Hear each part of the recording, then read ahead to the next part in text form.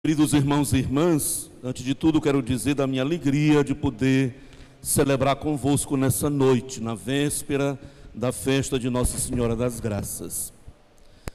Porém, quero recordar também que praticamente estamos concluindo o ano litúrgico. Amanhã começa um novo ano, com o tempo do Advento, que nos prepara para a grande festa do Natal, a encarnação de Deus. Aliás, eu quero aproveitar também esta ocasião para dizer que nós temos dois acontecimentos que são a razão da nossa própria existência e da nossa fé. Os dois acontecimentos são a encarnação de Deus, o Natal, e o segundo, a morte e ressurreição de Jesus, a Páscoa.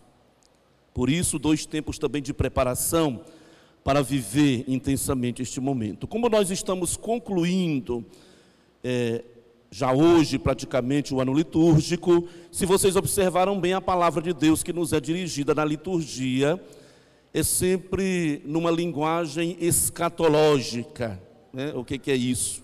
É uma linguagem que nos fala da realidade definitiva e última que nós iremos experimentar, né?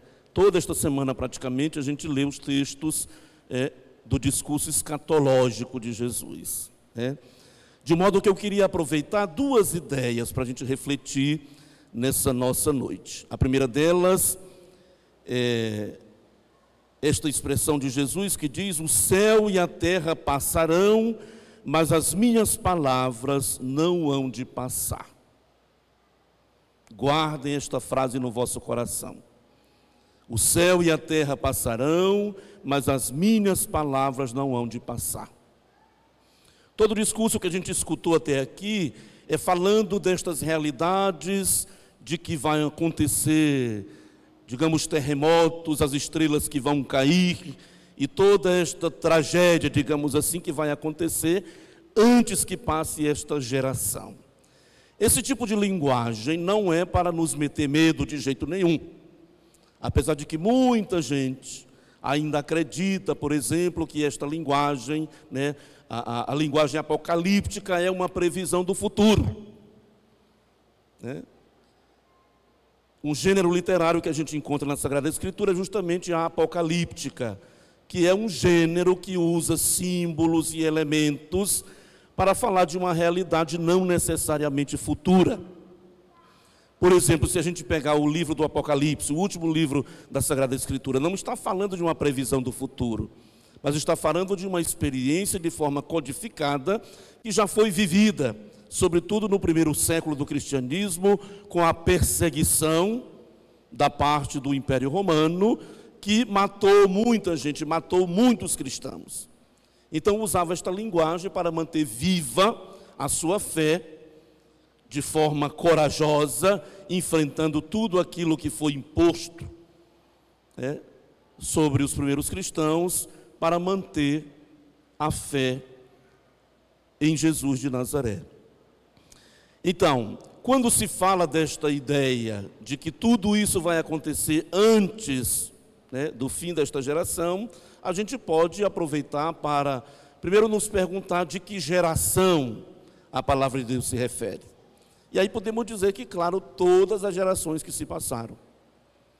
Cada um tem a oportunidade de fazer a experiência de Deus e com Deus e fazer uma escolha, que a gente poderia dizer é a nossa opção de vida.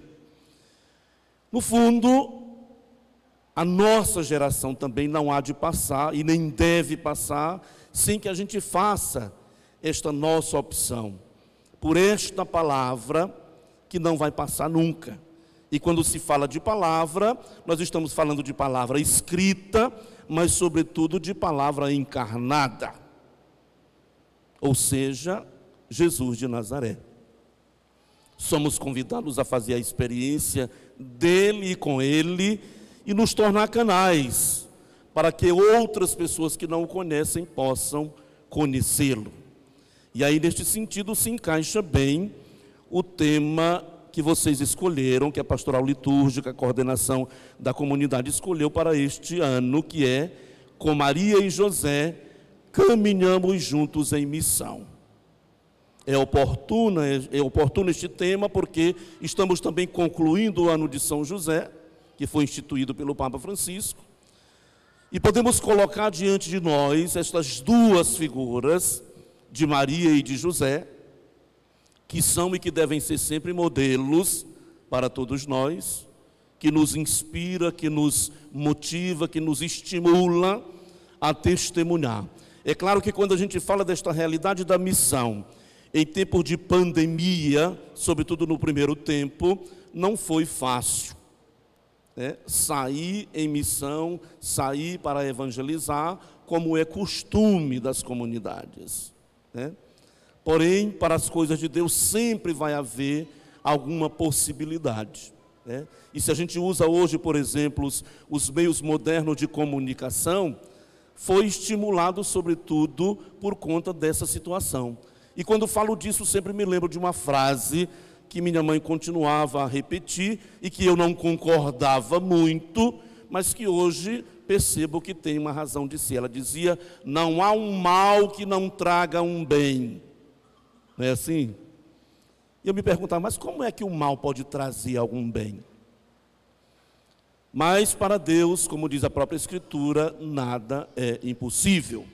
E para Deus, portanto, é sempre possível tirar, inclusive de coisas más, alguma coisa boa. De modo que é oportuno também a gente chamar a atenção nesse momento para o compromisso da missão, da evangelização, de se tornar, como dizia, canal para que Jesus possa chegar às outras pessoas. E há uma sede muito grande. Se por um lado há uma indiferença enorme à questão religiosa e à negação do próprio Deus, é também verdade que o ser humano tem sempre esta sede do divino, do espiritual, do transcendente, que para nós é um Deus muito pessoal, que se revela de forma indireta num primeiro tempo, mas que se encarna na pessoa de Jesus, se tornando igual a nós em tudo, como diz São Paulo, menos no pecado. Então é importante, queridos irmãos e irmãs, que a gente tome consciência de uma vez por todas e que a gente assuma na nossa vida este compromisso da missão e da evangelização, naturalmente com os cuidados que a realidade hoje nos exige, mas não desistir, mas perseverar sempre neste compromisso, nesta fidelidade, nesta abertura a Deus, que pode nos tornar instrumentos dele para que outras pessoas possam conhecê-lo, como se deu com Maria e com José. É claro que é importante também lembrar que todos os outros personagens que aparecem na história da salvação são sempre coadjuvantes da pessoa de Jesus, inclusive José e Maria. Tanto é verdade que há aquela frase emblemática da palavra de Deus, onde ela diz para os discípulos, diante daquela realidade da necessidade dos noivos que estavam em apuro: fazei tudo o que ele vos disser. Portanto, a nossa espiritualidade mariana e a nossa espiritualidade, a figura de São José, sempre irá nos remeter à pessoa de Jesus. E aí cai por terra esta ideia protestante de que a gente adora santo, de que a gente adora a imagem, de que a gente faz de criaturas outros deuses, o que não é verdade. Isso também é uma outra ideia e uma outra verdade que nós precisamos assumir na nossa vida, no nosso ser cristão católico.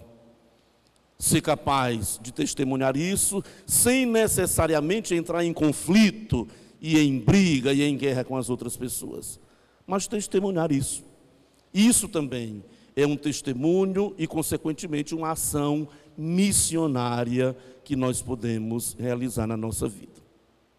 Quero, por fim, então, augurar a comunidade que faz essa experiência, mais uma vez, deste novenário. E aí quero também recordar, mais uma vez, que o novenário sempre tem dois objetivos. O primeiro é de reavivar a nossa experiência de fé, a nossa espiritualidade, mas, ao mesmo tempo, também nos comprometer cada vez mais com o caminho, com o projeto de igreja, com a ação missionária que é compromisso, deve ser compromisso e responsabilidade de todos nós.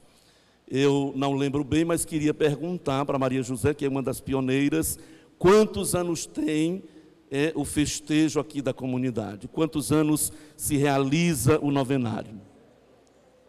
72. É mais velho do que a paróquia, né? Então, para dizer que nós somos, ou vocês são, continuadores de uma experiência missionária que começou há 72 anos atrás, e que não deve ser interrompida nunca. Por mais dificuldades que se possam encontrar, por mais barreiras que se possam colocar diante desta realidade, para nós que temos fé e, sobretudo, que testemunhamos a pessoa de Jesus, não devemos nos desanimar jamais. Basta olhar a história do povo de Deus, a história dos primeiros cristãos, mas a história da mesma comunidade. Por dificuldades e problemas que passou, mas por tantas alegrias de ter chegado no coração de tantas pessoas. É isso que importa. Então, inspirados em Maria e em José, continuar juntos, é interessante esta expressão, continuar juntos o trabalho missionário. Dificuldades a gente sempre vai encontrar nas nossas relações humanas, outras dificuldades que possam aparecer, mas repito, lembrar que o nosso compromisso é com o nosso Deus, com a pessoa de Jesus. E onde está esta presença e esta força de Deus, todos os outros problemas se tornam pequenos. Quero augurar a todos uma boa continuidade, uma boa festa de Nossa Senhora das Graças amanhã, e peço que rezem uma Ave Maria, pelo menos por este pobre homem que agora assumiu uma tarefa